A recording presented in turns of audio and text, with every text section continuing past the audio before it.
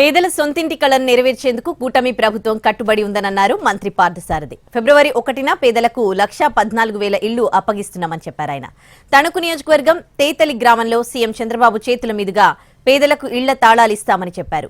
భవిష్యత్తులో పీఎంవై 1.0 కింద మరో 6 లక్షల ఇళ్లను పూర్తి చేయాలని లక్ష్యం పెట్టుకున్నామని చెప్పారు. 14,000 ఇళ్లని పూర్తి చేయడం జరిగింది. ఈ 1,14,000 ఇళ్లకి తాళాలు అప్పగించే కార్యక్రమాన్ని ఫిబ్రవరి 1వ తారీఖున తేతలి గ్రామం తణుకు కాన్స్టిట్యున్సీలో గౌరవ ముఖ్యమంత్రి గారి చేతుల మీదుగా ఈ తాళాలు అప్పగించే కార్యక్రమాన్ని హౌసింగ్ డిపార్ట్మెంట్ చేయబోతుందని చెప్పేసి మనవి చేస్తా ఉన్నాను.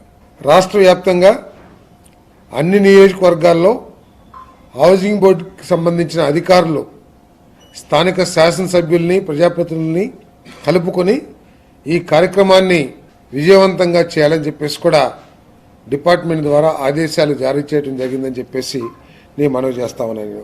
కాలంలోనే రాష్ట్ర ఆర్థిక పరిస్థితులు గత ప్రభుత్వ నిర్వాహకం మూలంగా ఇబ్బందికరంగా ఉన్నప్పటికీ 502 కోట్ల రూపాయలని ఖర్చు చేయడం జరిగిందని చెప్పేసి కూడా మనవి చేస్తా ఉన్నాను. నేను భవిష్యత్తులో ఇంకా 6 లక్షలు PMAY 10 ఏదైతే ఉందో ఆ పథకం క్రింద మరో 6 లక్షల ఇళ్లని పూర్తి చేయాలనే లక్ష్యంతో పనిచేస్తున్నామని చెప్పేసి కూడా ఈ సందర్భంగా తెలియజేస్తాం.